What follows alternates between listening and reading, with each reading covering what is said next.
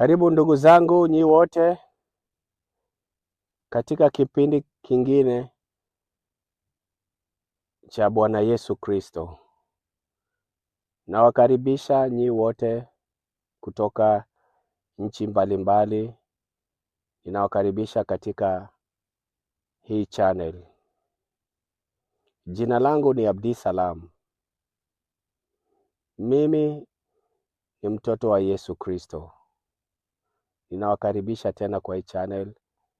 Watu wote, nchi mbalimbali, mikoa yote na watu tofauti tofauti. Ninakaribisha kila lugha tofauti, dini tofauti, mkaribie mjue mambo ya Yesu Kristo.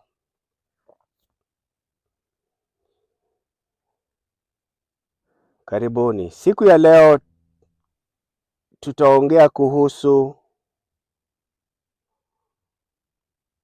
utukufu wa Mungu.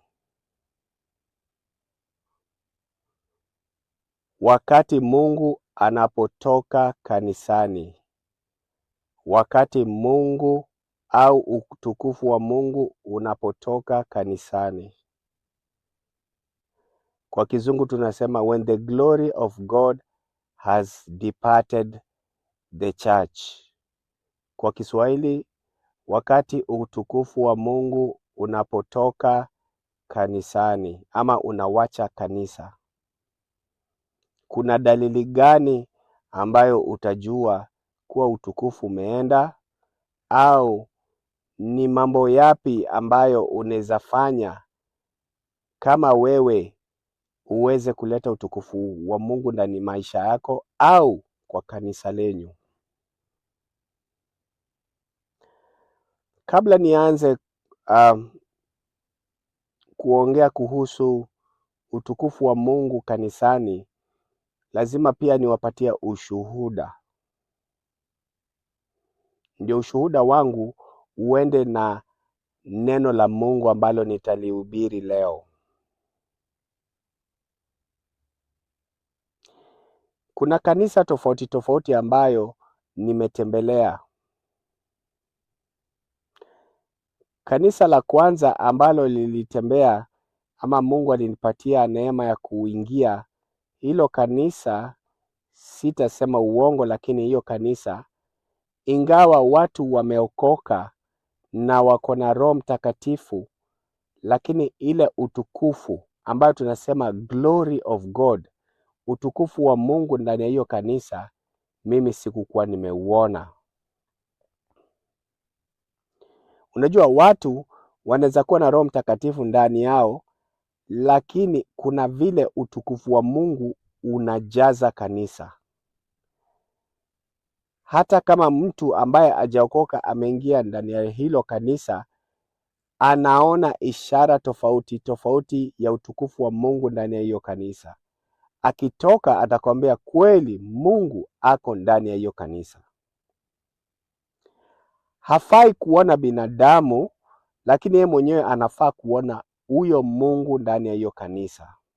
Utukufu wa Mungu ni tofauti na binadamu. Ni tofauti na Roho Mtakatifu ndani yako. Utukufu wa Mungu unaonekana na watu wote ndani ya kanisa, si ya mtu mmoja. Utukufu ukishuka ndani ya kanisa na unaishi ndani ya kanisa, hilo kanisa utapata kuwa watu wote wanabadilishwa. Utukufu wa Mungu ukikuja, kazi ya utukufu wa Mungu ni kubadilisha watu, mioyo ya watu ambao ni migumu. Utukufu wa Mungu ukishuka, unakuaga unaleta utakatifu.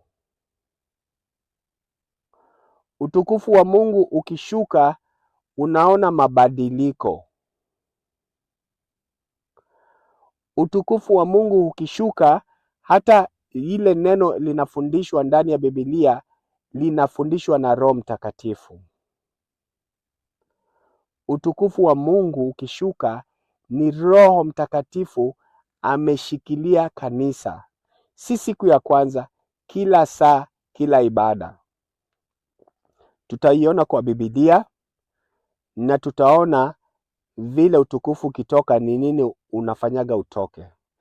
Utukufu wa Mungu unaweza kuwa ndani yako, wewe unaweza kuwa kanisa hata, lakini pia nyumba inaweza kuwa kanisa, nyumba la kanisa ambao watu wanaenda kuomba. Kwa hiyo kanisa langu la kwanza ambalo Mungu alinipa neema kwenda, ingawa mimi nilikuwa na Roho Mtakatifu na wengine wako na Roho Mtakatifu wananena kwa lugha, lakini utukufu wa Mungu ndani ya kanisa halikukua. Mimi nilikuwako ninahisi uwepo wa Mungu, yes, lakini utukufu, yani watu wakikuja wako vile vile. Mtu unapata wanaume wameweka hereni, wengine wako na machains, wengine wamevaa earrings, sijui zitaitwa nini kwa Kiswahili. Wengine wameshuka matuta ama wameshuka manywele kama wanawake. Na wanawake kwa hiyo kanisa walikuwa wamevaa tunaweza sema uchi. Matiti yao inaonekana, migongo zao nyuma, wamevaa manguo ambazo zinaonekana, hawajavaa vilemba. Yani kuna mambo mingi tofauti, unaona wanapenda Mungu kwa undani, lakini neno la Mungu wameukataa kwa sababu Mungu ni mtakatifu. Mimi nilikuwa mchanga wa kiroho na ndio nilikuwa nimeokolewa, lakini mimi mwenyewe moyo wangu unanidhibitishia kuwa kuna kasoro ndani ya kanisa. Lakini kwa sababu Biblia watu wanasemanga usidhulumu watu ama usijudge kwa kizungu,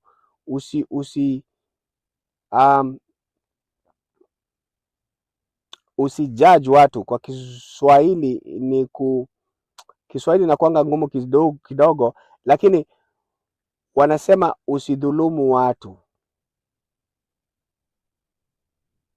Kwa kuwa Mungu yeye ndio kazi yake ndio hiyo. Siku ya mwisho hatahukumu watu. So nikikuwa ndani ya hiyo kanisa, wanawake na wanaume kwa mavazi ya nje, kwa ndani unaonekana ni kama wanapenda Mungu, lakini mavazi ya nje haukukuwa na utakatifu. Lakini siwezi sema hilo pia ndio shida, kwa sababu mimi mwenyewe nilikuwa kwa mchanga. Utukufu wa Mungu haukukuwa ndani ya kanisa. Watu walikuwa wanapenda Mungu, lakini utukufu, the glory, Roho Mtakatifu akikuwa ameshikilia kanisa, we mwenyewe utashuhudia. Kuna pia kanisa lingine ambalo nilikuwa na, hilo kanisa ingawa ilikuwa na vurugu tofauti, kulikuwa kuna vurugu tofauti ndani ya kanisa, lakini utukufu wa Mungu ulikuwa ndani kabisa.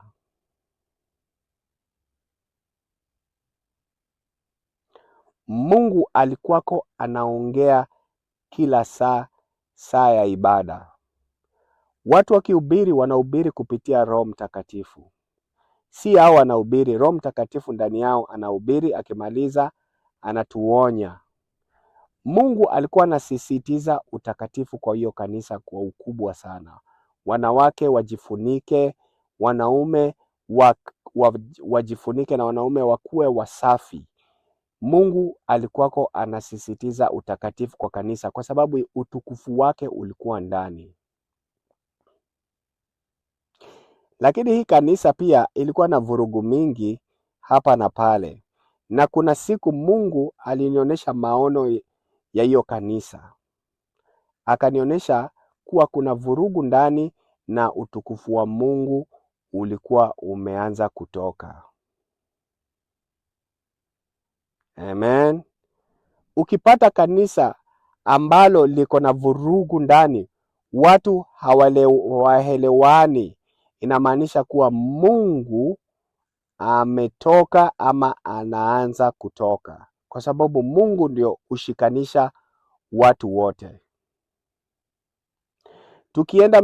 Tukienda kitabu cha Yakobo sura ya 3 mstari wa 15 unasema, tukianza wa 14, Yakobo sura ya 3:14 unasema, lakini ikiwa mioyo yenu imejaa wivu, chuki na ubinafsi, basi msijisifu na kusema uongo dhidi ya ukweli.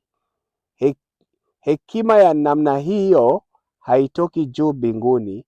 Hekima hiyo ni ya ulimwengu na ya kidunia, na tena ni ya kishetani.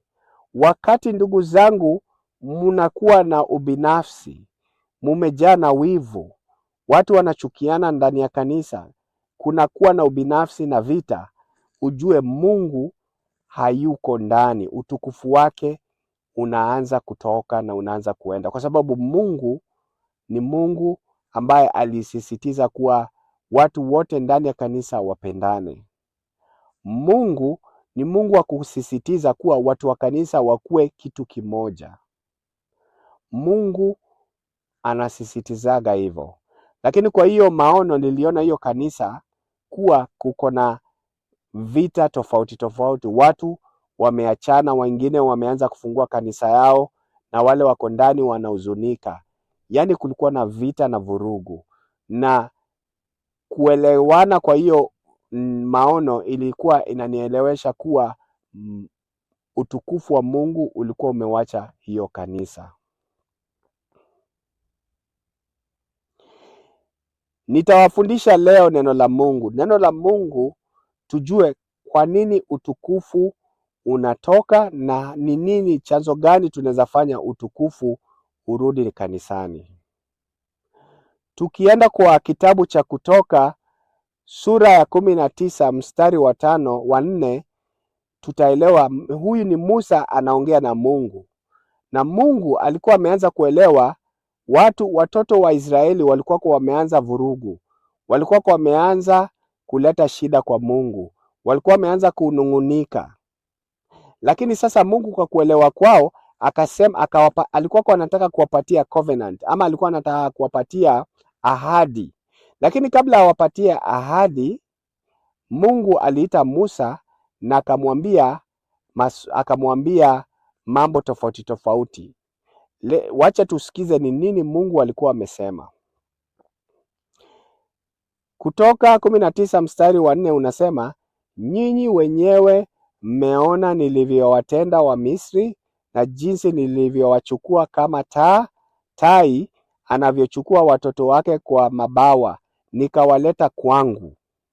Sasa basi, kama mkitii sauti yangu na kulishika agano langu, mtakuwa watu wangu wateule kati ya mataifa yote, maana dunia yote ni yangu.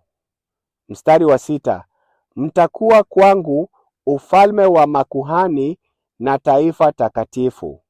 Hayo ndiyo maneno utakayowaambia Waisraeli. Mungu aliambia Musa nini? Wakisikia hii agano, basi Mungu atatembea nao. Na agano ilikuwa ni nini? Mtakuwa kwangu ufalme wa makuhani na taifa takatifu. Wakifuata sauti lake, atawafanya taifa takatifu. Hii taifa takatifu ni nini? Tukienda mstari wa 10, tutaona mambo tofauti. Musa akaenda akaambia wazee wa Israeli kuwa Mungu amesema mkisikiza sauti yake atawafanya taifa takatifu. Na akauliza, nao wenyewe wakasema basi yote ambayo Mungu amesema tutalifanya. Basi Musa akarudi kwa Mungu, na tusikie ni nini Mungu alimwambia Musa. Kutoka mstari wa 19, sura ya 19 mstari wa 10 tunaendelea, inasema, Mwenyezi Mungu akamwambia Musa, nenda kwa watu uwatakase leo na kesho, waambie wayafue mavazi yao. Ndugu yangu, aliwaambia Musa, enda watakase mioyo yao na wafue nguo zao. Hiyo ndio utakatifu. Utakatifu ni ndani na nje. Ndani na nje. Ndani na nje. Ukikuwa mtakatifu ndani na nje, una attract ama unafanya Roho Mtakatifu apendezwe na wewe, na yeye utukufu wake unajaa ndani yako. Hata mchawi hawezi kujaribu kukupiga.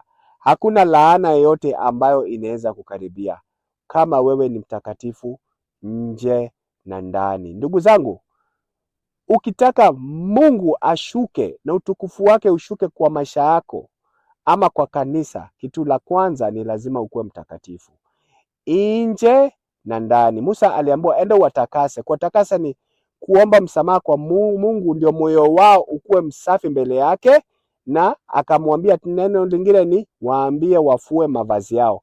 Mungu anaangalia nje pia. Mungu anaangalia nje pia. Amen. Mungu anaangalia nje pia. Mungu anaangalia nje. Now, tukirudi Kutoka, tuone ni nini liliendelea. Musa alienda akatengeneza nyumba, hekalu la Mungu ambalo walikuwa wakitembea nalo. Biblia inasema utukufu wa Mungu ukishuka, Mungu alikuwako anatembea nao, na utukufu wa Mungu ukirudi, wanasimama wanaongojea Mungu. Kwa sababu hekalu la Mungu lazima utukufu wa Mungu ukue ndani lake, ndio kila kitu kiendelee. Ninarudia, Musa alitengeneza hekalu la Mungu ambalo ni tabernacle katika huko jangwani, na utukufu wa Mungu ukishuka, ndio walikuwa wanasisitizwa waende na yeye. So walikuwa wakitembea kama tu utukufu wa Mungu umeshuka, na walikuwa na hiyo utukufu ikirudi mbinguni, walikuwa wanasimama wanaongojea. Hawakukuwa wakijua Mungu anaweza kuja siku gani. Wanaweza muongojea siku ya kwanza, mwezi ya kwanza, mwaka ya kwanza, miaka 10, haijalishi, mpaka siku ile Mungu atarudi. Hiyo inamaanisha nini? Inamaanisha kwa kanisa letu hatuwezi faa kuenda kuhubiri, hatuwezi kuendelea kwa maisha yetu kila saa, kila Jumapili ibada bila Mungu kukua ndani yetu. Lazima utukufu wa Mungu ukue ndani ya kanisa, ndio hata huyo mchungaji aweze kuhubiri, kwa sababu bila kuhubiri, bila utukufu wa Mungu, atakuwa anajihubiria mambo zake.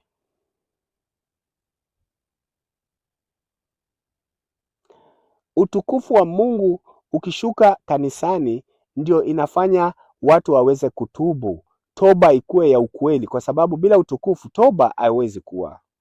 Watu watafundishwa mambo ambazo hazieleweki. Ndio kwa sababu siku hizi kanisa mengi hawafundishi utakatifu, kwa sababu utukufu wa Mungu hauko ndani ya kanisa. Amen. Musa angeenda, hiyo hekalu la Mungu lingetembea wakati Roho Mtakatifu alikuwa ameshuka ndani ya hekalu. Tutaiona Kutoka sura ya 40 mstari wa 34 unasema hivi: kisha lile wingu likalifunika lile hema la mkutano, na utukufu wa Mwenyezi Mungu ukalijaza hema.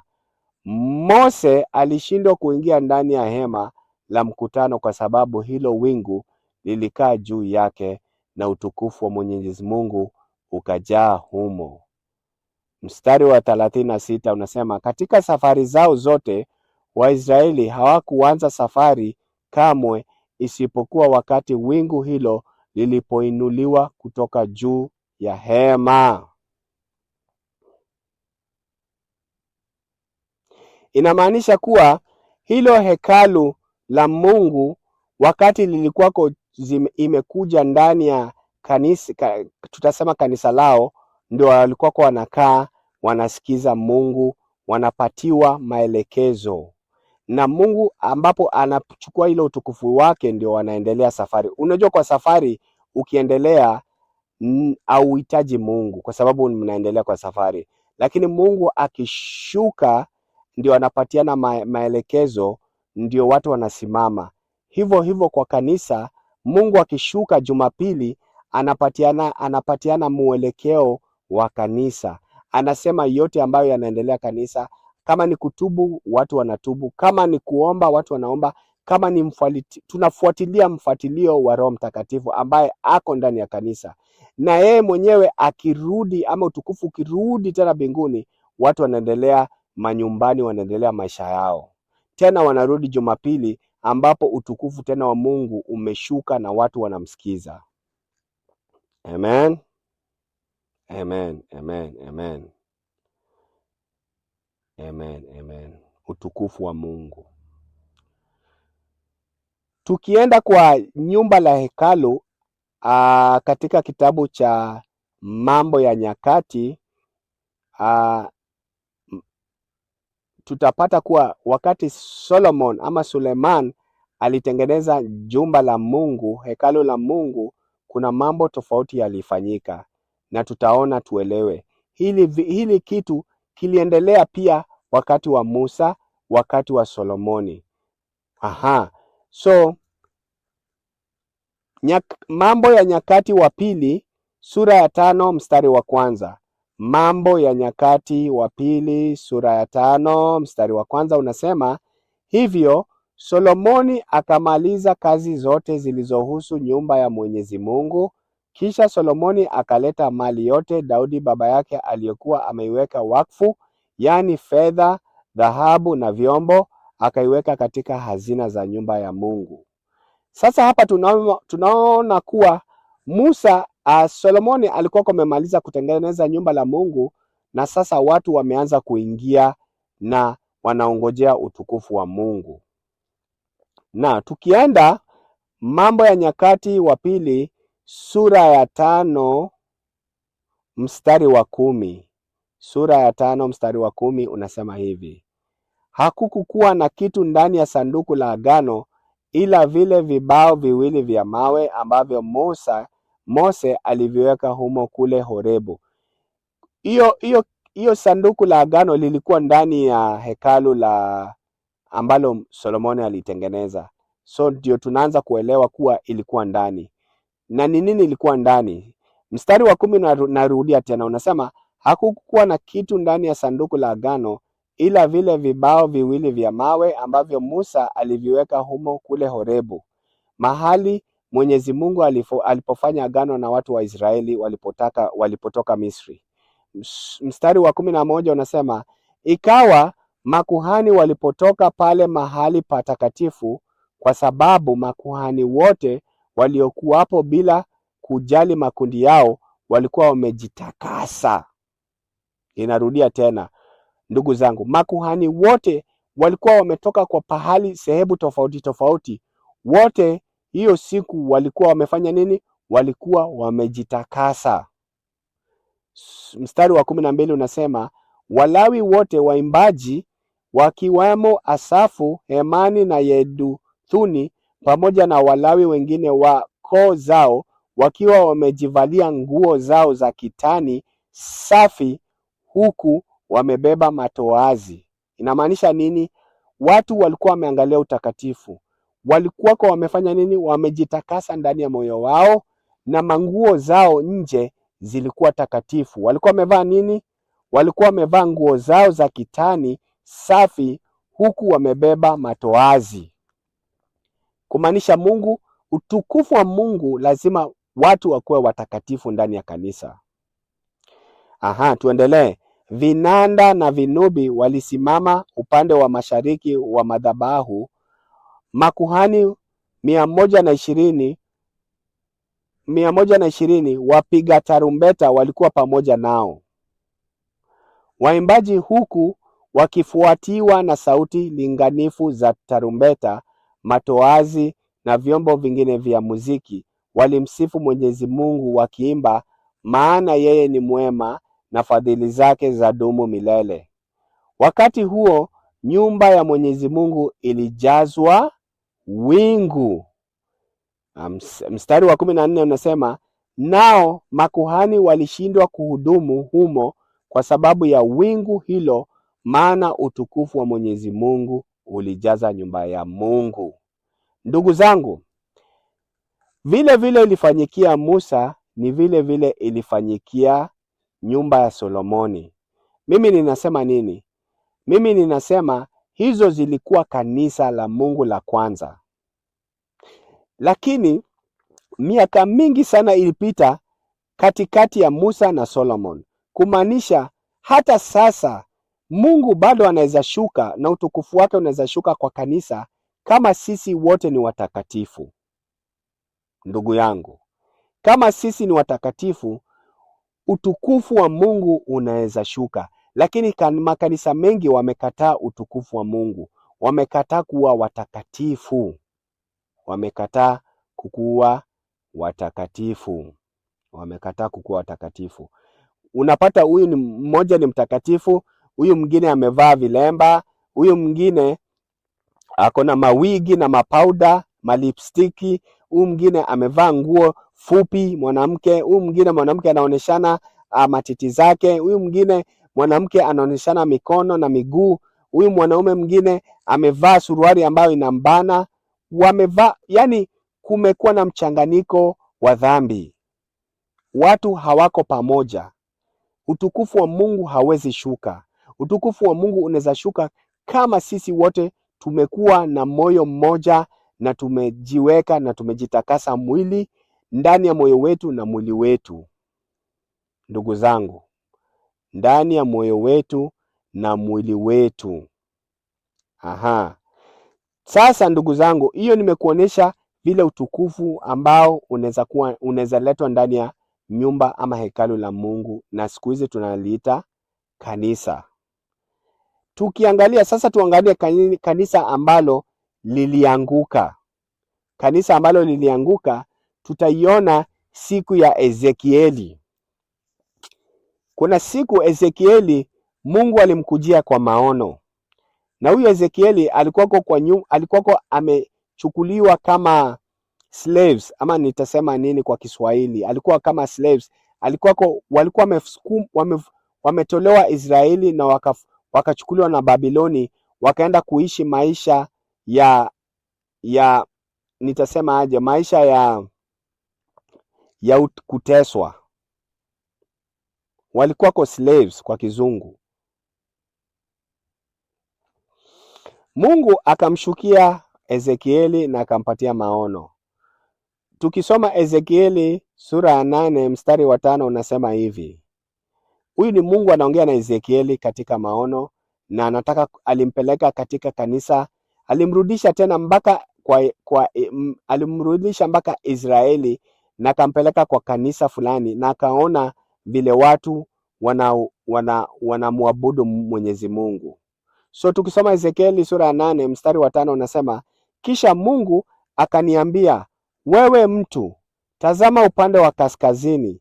Nami nikatazama upande wa kaskazini, na huko upande wa kaskazini wa lango la madhabahu niliona ile sanamu iliyomchukiza Mungu. Sasa Ezekieli anaoneshwa kwa ndani ya kiroho, anaoneshwa kanisa la Israeli ambalo watu wanahubiria, ambao watu wanaabudu Mungu.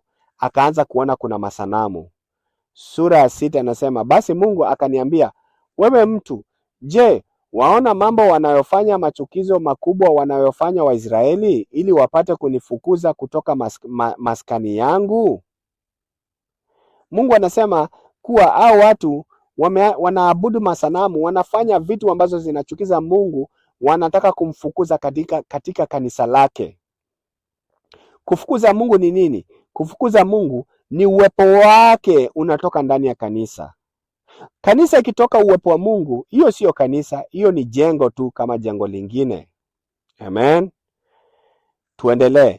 Tena utaona machukizo mengine makubwa zaidi. Mstari wa 7. Kisha akanipeleka mpaka lango la ua, nilipoangalia nikaona tundu ukutani, naye akaniambia, wewe mtu, toboa ukuta huu. Nami nikatoboa, nikaona kulikuwa na mlango, naye akaniambia, ingia ndani ukaangalia machukizo. Ezekieli aliingizwa ndani ya kanisa, akaona vitu tofauti tofauti zimewekwa ndani ya ukuta ya kanisa, akaona machukizo ya watu wanamwabudu Mungu na hao wenyewe si watakatifu. Amen.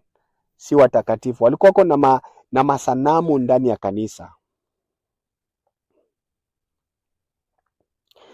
Tukienda Ezekieli, amen, tukienda Ezekieli sura ya 8 mstari wa 9 unaendelea hivi, unasema, naye akaniambia, ingia ndani ukaangalia machukizo mabaya wanayofanya humo. Basi nikaingia, nikaona sanamu za wadudu na za wanyama wa kila aina ya kuchukiza, na vinyago vyote vya miungu ya Waisraeli vimechorwa kuzunguka ukuta.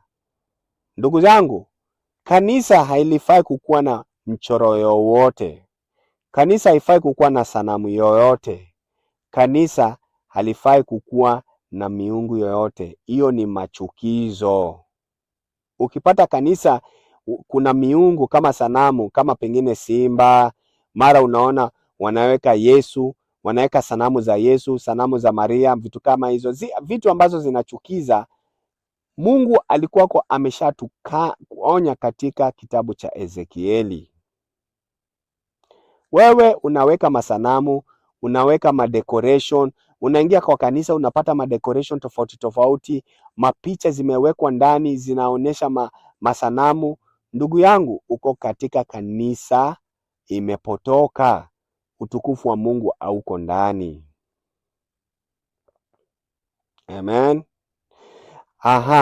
Tukirudi kwa Ezekieli mstari wa 10, sura ya 10 mstari wa 18 unasema hivi. Ezekieli sura ya 10 mstari wa 18 unasema, kisha utukufu wa Mwenyezi Mungu ulitoka kwenye kizingiti cha nyumba, ukaenda na kusimama juu ya wale viumbe wakakunjua mabawa yao. Hizi viumbe ni malaika. Mungu ameanza kutoka kwa hiyo kanisa. Hiyo kanisa tulikuwa tunaiona, tunaisikiza akiongea Ezekieli. Utukufu wa Mungu umeanza kutoka, umeanza kurudi mbinguni, umeanza kutoka kwa kanisa. Mungu alisema, hao watu wanataka kunichukiza ndio mimi nitoke. Basi Mungu alichukua utukufu wake na akaanza kutoka. Hebu tuisome tena tuelewe vile hiyo utukufu ulitoka. Mstari wa Ezekiel sura ya 10 mstari wa 18 unasema, kisha utukufu wa Mwenyezi Mungu ulitoka kwenye kizingiti cha nyumba, ukaenda na kusimama juu ya wale viumbe wakakunjua mabawa yao, wakapaa juu. Mimi nikawa nawaona, na yale magurudumu yalikuwa kando yao. Wakasimama mbele ya lango la mashariki la nyumba ya Mwenyezi Mungu, na utukufu wa Mungu wa Israeli ulikuwa juu yao. Inamaanisha Mungu sasa ameanza kutoka kwa kanisa. Tukienda Ezekieli sura ya 11 mstari wa 22, tuendelee kuona vile utukufu ukiendelea kudidimia na ukipotea. Ezekieli sura ya 11 mstari wa 22 unasema, hapo wale viumbe waliyakunjua mabawa yao na kuanza kuruka pamoja na yale magurudumu yaliyokuwa kando yao, nao utukufu wa Mungu wa Israeli ulikuwa juu yao. Basi utukufu wa Mwenyezi Mungu ukapaa juu kutoka katika ya mji, ukasimama juu ya mlima ulio upande wa mashariki wa mji. Umeona nini imefanyika ndugu zangu?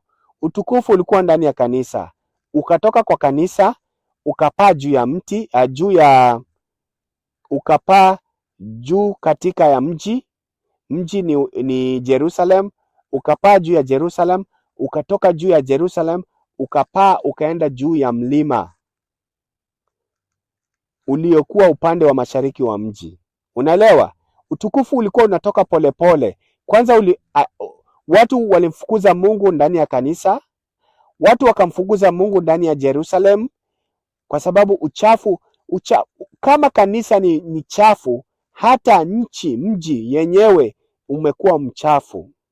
So utukufu kwanza ulitoka ndani ya kanisa, ukapaa juu, ukatoka ndani ya mji ambao ni Yerusalemu, ukapaa juu kabisa, ukaenda juu ya mlima, na ukaenda juu ya mlima ukasimama hapo, na tena ukatoka hapo ndio ukarudi mbinguni.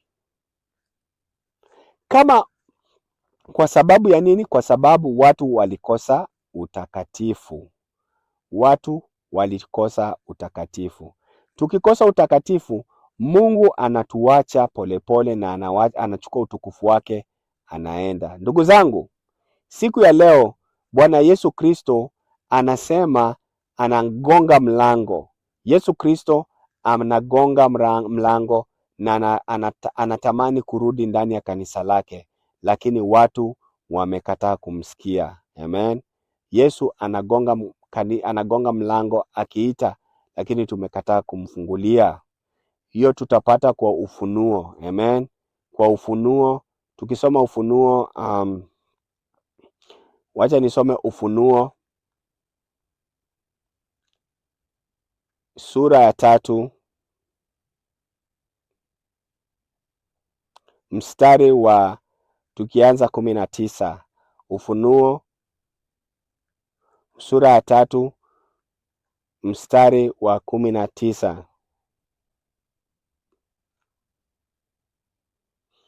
Nikirudi, ndugu zangu, tukirudi tunaweza soma ujumbe wa Laodikia.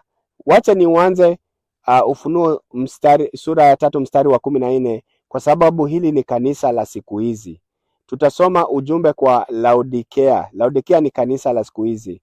Hivi ndiyo Mungu anasema kwa malaika wa kanisa la Laodikia. Andika hivi: mimi niitwaye Amina, shahidi mwaminifu na wa kweli, ambaye ni chanzo cha viumbe vyote alivyoumba Mungu, nasema hivi: nayajua mambo yako yote, nayajua kwamba wewe si baridi wala wewe si moto.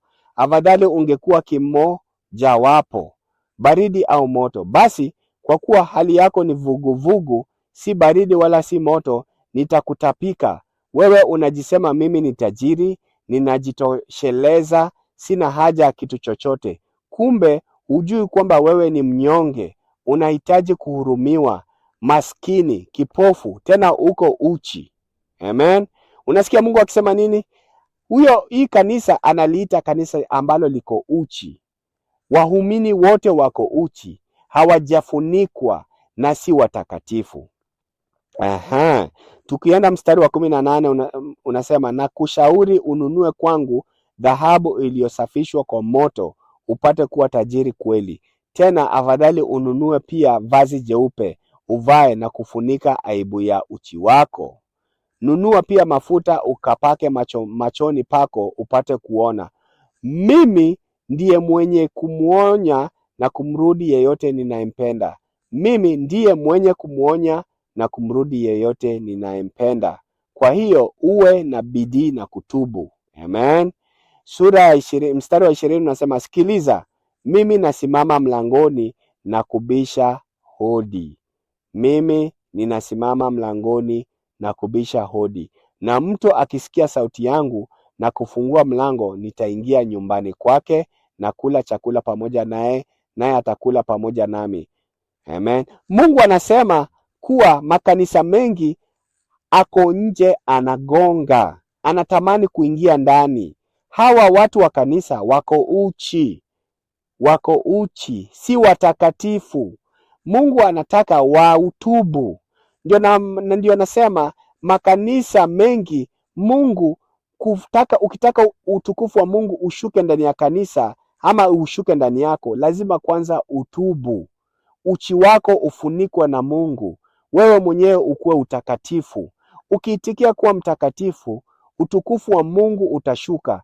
Na hata kama wewe mwenyewe utatubu na uite Mungu ambaye yuko nje ya kanisa, ambaye anagonga, ataingia na wewe ndani yenu na ataishi na nyinyi na atakula nyanyi. Amen. Chanzo nyingi ambacho kanisa mengi ambayo hayana utukufu wa Mungu ni kwa sababu Mungu aliwawacha na kwa sababu utakatifu ulikosekana ndani ya kanisa. Watu wengi wanahubiri moyo peke yake. Wanakuambia angalia moyo wako, angalia moyo wako, angalia moyo wako. Hawakuambii angalia mwili wako pia. Hawakuambii kuwa hiyo uchi wako wa mwili unafaa kufunikwa. Hawakuambii hiyo lipstiki na hizo mahereni ambazo unavaa ni uchukizo kwa Mungu. Hawakuambii hiyo nywele wigi ambao unavaa ni machukizo kwa Mungu.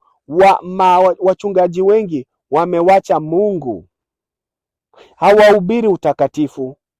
Kwa hivyo ndio unaona utukufu wa Mungu hauko ndani ya kanisa. Unaweza pata mtu mmoja ndio ako na utukufu wa Mungu peke yake, lakini wote wengine hawana utukufu. Yaani utukufu wa Mungu hauko ndani ya jengo la kanisa. utukufu wa Mungu hauko ndani ya binadamu. Utukufu wa Mungu hauko ndani ya yule mtu ambaye Mungu alimuita kama mtakatifu kabla amuokoe. Amen. Umeokolewa ndio ukuwe mtakatifu. Hujaokolewa ndio ukuwe tu unajitakasa moyo wako. Hapana, umeokolewa ndio ukuwe mtakatifu. Ujitakase moyo wako na pia mavazi yako yakuwe safi mbele ya Mungu. Mwili wako usikuwe na vitu ambazo zitachukiza Mungu, kama hereni, kama manywele ambazo watu wanashuka. Hizo vitu zote zinachafua hekalu la Mungu ambalo ni wewe mwenyewe. Ndugu zangu, Mungu bado anapiga mlango ndani yako. Mungu anapiga mlango kwa kanisa lenyu. Mungu anapiga mlango ndani ya mwili wako. Anakuita, anakuambia tubu, toa hizo vitu zote na ujiweke mtakatifu, nami nitaweka utukufu wangu ndani yako. Amen. Mungu ataweka utukufu wake ndani yako. Mungu ataweka utukufu wake ndani yako. Amen. Mungu ataleta utukufu wake ndani yako.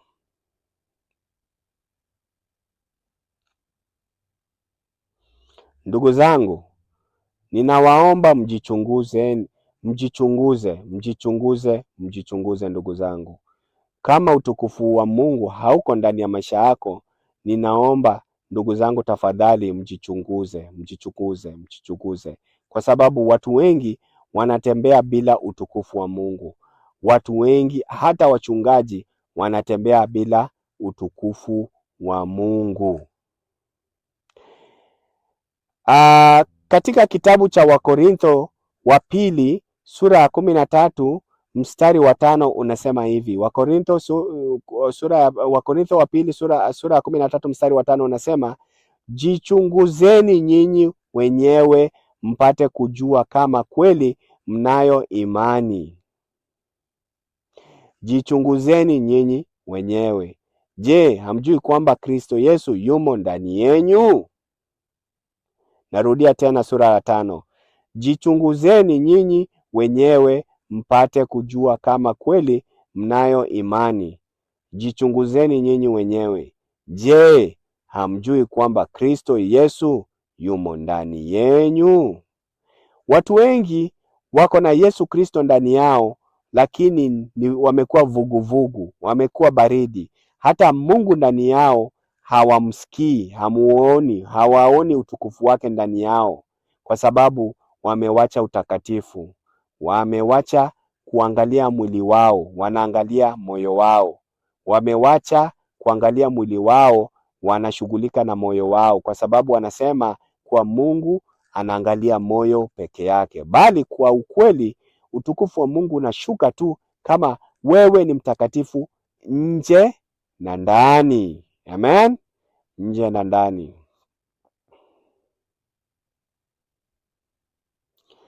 Ndugu zangu, leo nilikuwa nimeleta kipindi kingine ambacho tulikuwa tukiongea kuhusu utukufu wa Mungu. Utukufu wa Mungu umewacha makanisa mengi, pia utukufu wa Mungu umewacha watu wengi ambao wanajiita watakatifu. Watu wengi ambao Mungu aliwaokoa na akaweka Roho Mtakatifu ndani yao, wamemwacha Mungu. Utukufu wa Mungu hauko ndani yao. Hawawezi jua kwa Mungu anaongea ndani yao kwa sababu utukufu uliwawacha. Ndugu zangu, jichunguzeni.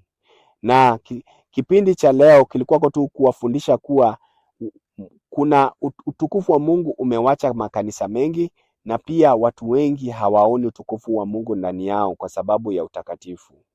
Jichunguze ndugu yangu, na leo jirekebishe. Tubu kwa Mungu.